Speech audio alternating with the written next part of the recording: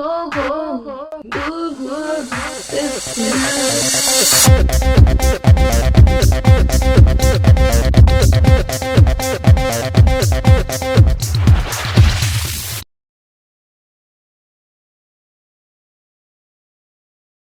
Hey, it's Rosa59 here to show you guys how to make this Intarsia artwork. And you can download a free set of plans.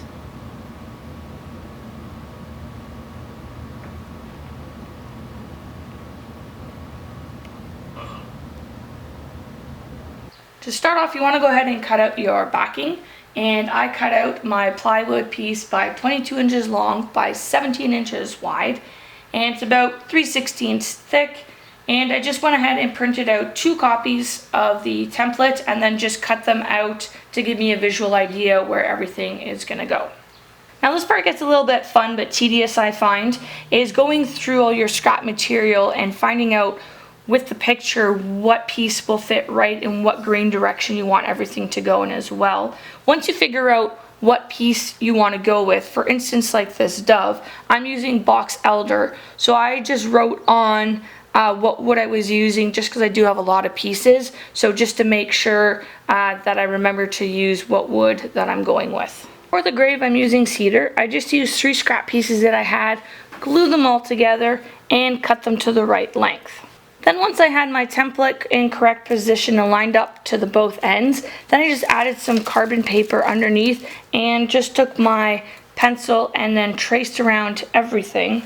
So now I'm all left with a layout that looks like this.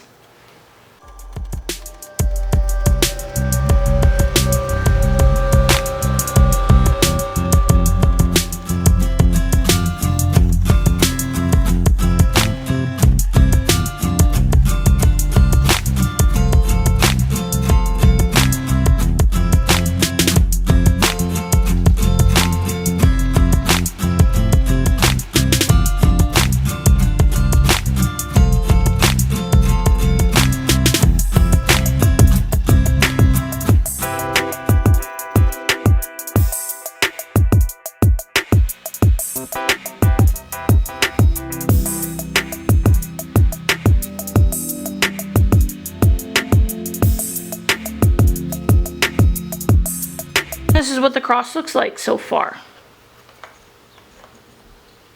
And it fits perfectly together and it's nice and flush.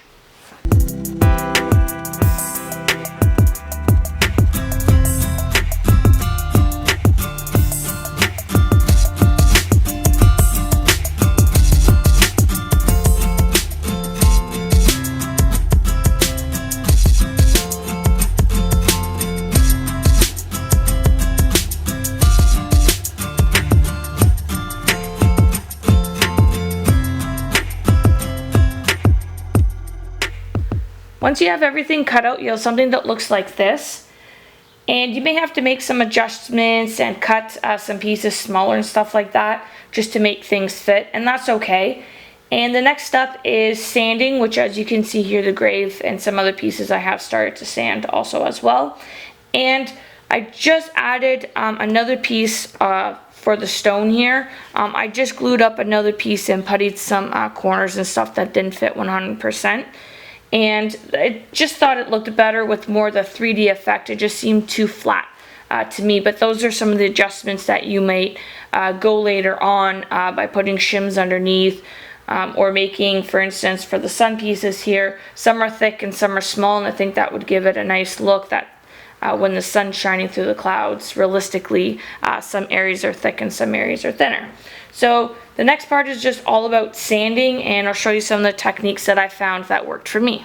Sanding, I use my orbital sander at 80 grit, and I found that worked best was taking the sander and just kind of rounding it over back and forth in some areas and corners.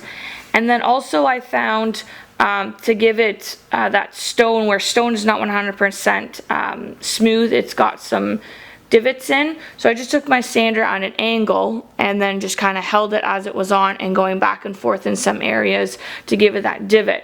And by looking at the grain direction, kind of following the grain, and as you follow the grain, you'll get some more bumps and stuff, which I did down here. And then also for the stone, which you might be able to see a little bit better here, is with this grain, because it was softer, I just held, again, the sander at angle, and it gave it more of this ripple effect to give it that stone rough look.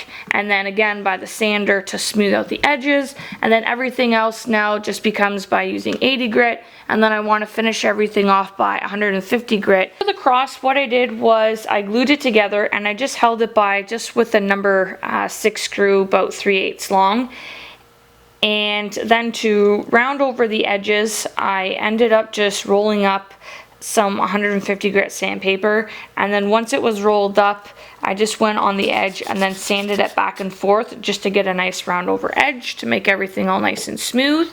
And then for the dove, what I ended up doing was using my Dremel tool, and I'm not sure which bit this one is called, but as you can see here, it has a nice point, and I just kind of would hold it in my hand, and then as I was using the tool, it gave me these nice marks and round over some of the edges to make it give it more of a 3D effect also as well.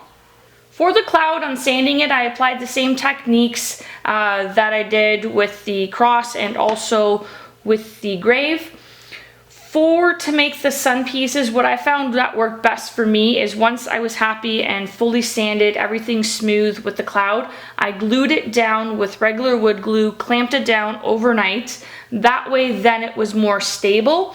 That way then when I was able to push these parts up, for instance, it wouldn't move otherwise before it kept moving on me. So I found that worked the best for me. And I made sure with these that I cut them a little bit extra long. That way then I was able to apply everything on top of it and made sure my edges were all square. Then took my pencil and traced it out, and then was able to cut it just a little bit shorter and then fine tune it so that everything would fit. And this is so far what it all looks like.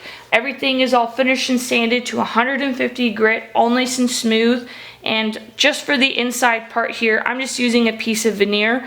I did try the other parts, but for instance, I tried doing this and I just found it just didn't look as good. So this kind of gives it more that 3D effect of walking into the grave. So I glued everything down already, and I just used Gorilla Wood Glue. And the process that I did was I first glued on the sun pieces. Once that was completely dry, I went ahead and I glued on my veneer piece, and I just used some wax paper and a piece of wood and just a heavy weight on top and let that dry overnight. Then once that was nice and smooth, and made sure that was nice and flat and dry, then I went ahead and I did the grave. And once that was fully dry, then I went ahead and glued on the dove. And then I just glued on the cross, and I just added a small back piece on the back because I realized that it kept leaning forward. So this gave it a much better look. And then once you've completed and everything is fully dry, I left my pieces long on the edges with the sun. So I just used a simple fine tooth saw and hand saw, and you just want to go ahead and cut everything all off on the edges and then sand them down all nice and smooth. Built the frame already, and I just used maple wood, and I started off first by cutting my actual frame first, everything to size and length, and then I added the thin pieces in for the back support pieces where the actual plywood and image is going to sit on. And as you can see here, it's just a thin strip, and I pre-drilled everything first so I wouldn't split the wood. And I just used number 6 by 1¼ inch screws for that. And I just added some glue also and then screwed everything down, and I did that all the way around the entire frame here, as you can see. And then once I had those in position and screwed down, then I went ahead and screwed on the actual frame itself to join everything together. And I pre-drilled, add some glue, and just use some GRK fasteners, fine trim screws, number 8 by 1½ inches long. And I went ahead and I did that, and then already puttied, and then sanded everything down to 150 grit sandpaper, And then just to keep everything nice and square, I just rounded over the edges just with some 400 grit sandpaper because I still want to keep that square shape. Before you stain the frame, you want to use some green tape or painter's tape on the back part. I already have peeled mine off because I already stained in clear coat. But you just want to make sure of that because if you did stain it, the backing piece of the plywood, the wood glue just sticks better bond with wood to wood than something that's already stained. And the color that I used was Old Masters Wiping Stain in a dark walnut finish. Then after it was completely dry, I went ahead and added 3 coats of the Varthane floor finish and a satin finish. Again, you don't have to use a floor finish. You can use just any regular interior clear coat. Once everything was glued down and all nice and dry, then I went ahead and added some sand look on the bottom, and I just used some Hard Rock Beauty Tone that I got at Home Hardware. You certainly could go to Home Depot or Lowe's. I think they have similar stuff. This is just what I had left over from another project, and it just kind of gave it this sand look. And once that was completely dry, I went ahead and added my letters on, and I just used my Cricut machine. And then I used Minwax Fast Drying Polyurethane in a clear semi-gloss finish, and I did about 4 coats. To add the picture to the frame, I simply went ahead and pre-drilled 2 holes at the top and 2 holes at the bottom. Then I went ahead and added some wood glue, and then positioned the frame in, and then used number 8 screws by 1 inch long for the top. That way then it goes into the cloud, is up at the top here. That way it doesn't go all the way through the picture. And then on the bottom you have to be a little bit careful because it is thinner. So I just used number 8 screws, roughly about 3/8. That way then it still didn't go all the way through, but just grips a little bit of the plywood, and that's why I added wood glue as well, so that it keeps it nice and strong. Here's the complete look of the project. I just wanted to let you guys know what I did for the dove for the eye. I was debating between putting a little bit of black paint on or veneer, and I chose to cut out a small piece of veneer that was really dark and just glued it on and then put a clear coat on top of it.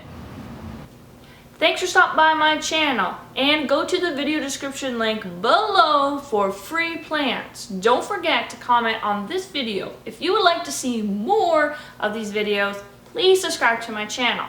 Thanks for watching.